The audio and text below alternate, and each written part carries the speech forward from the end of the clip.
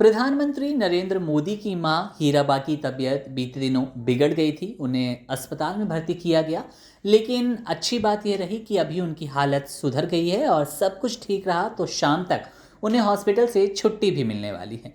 लेकिन क्या आप पीएम मोदी की तरह ही पीएम मोदी की मां हीराबाई की संघर्ष की कहानी जानते हैं? तो आपको बता दें कि हीराबा की उम्र 100 के पार है। 100 की उम्र पार करने के बावजूद वे काफ़ी सक्रिय रहती हैं।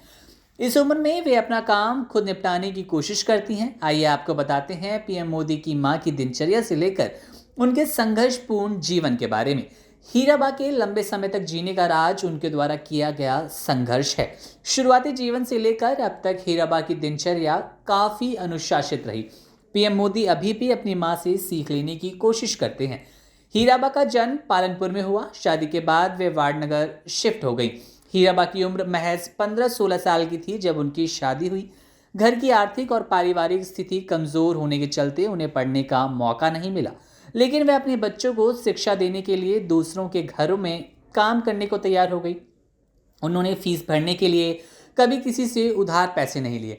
हीराबा चाहती थी कि उनके सभी बच्चे पढ़ लिख कर शिक्षित बने। पीएम मोदी के भाई प्रहलाद मोदी ने एक साक्षात्कार में बताया कि मां हीराबा सभी तरह के घरेलू उपचार जानती थी। वाडनगर के छोटे बच्चों और महिलाओं का इलाज करती थी। कई महिलाएं अपनी परेशानी दूसरों को बताने के बजाय हीराबा को बताती थी। मेरी मां जरूर अनपढ़ थी, लेकिन पूरा गांव उन्हें डॉक्टर कहता था। प्रहलाद मोदी ने बताया कि उनकी मां सुबह और शाम 2 बार कुएं से पानी खींच कर लाती थी। कपड़े धोने के लिए तालाब जाती थी। उन्होंने अधिकांश समय घर का ही खाना खाया, बाहर के खाने से परहेज किया करती थी। मां हीराबा को आइसक्रीम काफ़ी पसंद है। वह इसके लिए कभी मना नहीं करती। वे हमेशा कामों में व्यस्त रहती थी। उनकी दिनचर्या सुबह 4 बजे से शुरू हो जाती थी, जिसके बाद वे सबसे पहले घर का काम निपटाती थी, फिर दूसरों के घरों में काम करने जाती। वे बच्चों को पालने के लिए काफ़ी कठिन मेहनत करती थी। हीराबा के 100वें जन्मदिन पर प्रधानमंत्री मोदी ने अपने ब्लॉग में जानकारी देते हुए कहा था कि उनकी मां हीराबेन का जन्म गुजरात के महसाणा के विसनगर के पालमपुर में हुआ, जो वाडनगर के काफ़ी करीब है। छोटी सी उम्र में उसने अपनी मां को स्पेनिश फ्लू महामारी में खो दिया। हीराबेन को अपनी मां का चेहरा या उनकी गोद का आराम कभी याद ही नहीं रहा। उन्होंने अपना पूरा बचपन अपनी मां के बिना बिताया।